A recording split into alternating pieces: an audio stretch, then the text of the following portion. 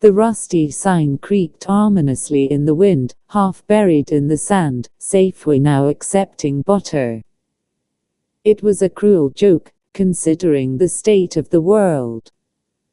This wasn't the post-apocalyptic wasteland of old, this was something amplified. The mods had done their work. Now, alongside the ghouls and radroaches, I faced magma-scorched deathclaws, flood-engorged mirrorlurks, and earthquake-shattered Yaogai. My base, a gutted Safeway, would need more than duct tape, and hope to survive. My inventory screamed scarcity. A few scraps of reinforced steel salvaged from a pre-war vehicle, a couple of concrete slabs, the remnants of some forgotten structure, and a pathetic handful of screws. But I had a plan, etched in survivalist necessity. First, resources. Then animals. Then fortifications. Finally, the farm. The cycle of escalating disasters was my enemy, and preparedness my only weapon. The first few days were a blur of scavenging. The eerie silence of the deserted city was punctuated by the mournful wail of the disaster siren, a constant threat in the background. I scoured the ruins, my trusty pipe rifle spitting lead at anything that remotely resembled a threat. My haul was meager but significant: shattered pieces of reinforced concrete, salvaged steel plating from a wrecked bus, and enough wood to build a rudimentary fence. The siren's wail intensified. The first stage of the cycle had begun. The wind picked up, whipping sand into a frenzy. A small tremor shook the ground, a prelude to the main event. I barricaded myself inside the Safeway, the reinforced steel plates I'd managed to salvage forming a pathetically thin shield against the elements. The storm raged for hours, a chaotic symphony of howling wind and driving rain. When the sun finally broke through, the landscape was transformed, debris scattered everywhere, structures weakened. It was during the calmer periods that I found them, the animals. Muddy, scraggly creatures altered by the relentless storms. A pack of earthquake-resistant radstacks, their fur thicker and tougher than any I'd seen before. A lone, flood-adapted Brahmin, its legs surprisingly long and powerful.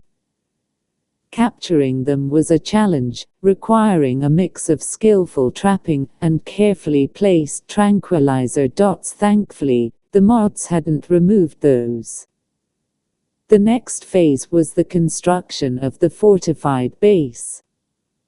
I used the salvaged steel and concrete to reinforce the Safeway's walls, creating a sanctuary of sorts. The reinforced steel plates formed an extra layer of protection around the most vulnerable areas. My makeshift farm, a collection of portable plots huddled within the relative safety of the building's interior, was my next priority.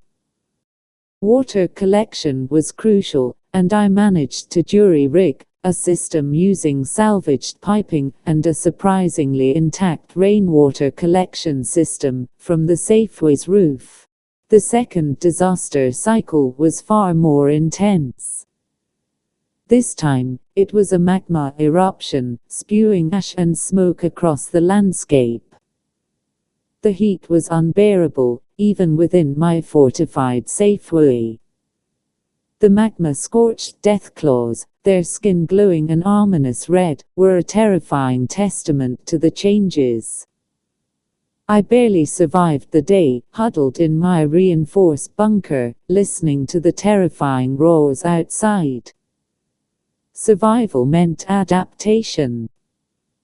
I learned to predict the cycles, stockpiling food and water in anticipation of the next disaster.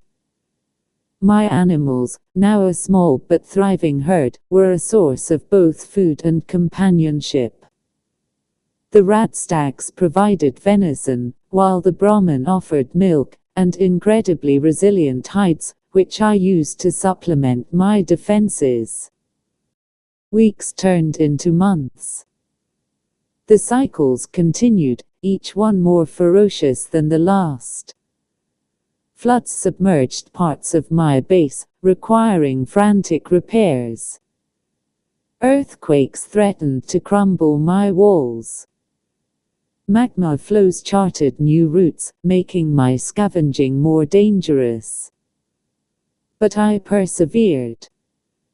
My farm flourished, producing a steady supply of crops. My defenses held.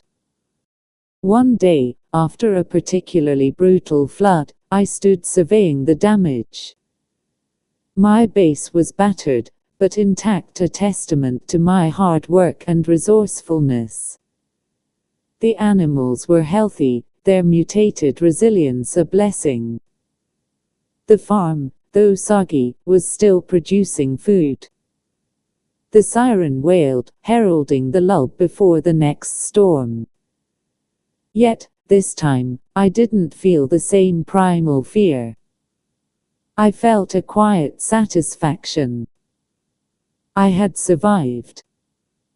I had adapted. I had built a life, however precarious, in this ravaged, modified wasteland. And as the wind picked up, carrying whispers of the next disaster, I knew I would face it, not with fear, but with the grim determination of a survivor who had learned to dance with the very forces that sought to destroy him. My base, my animals, my farm, they were not just my survival, they were my legacy in this new, unforgiving world.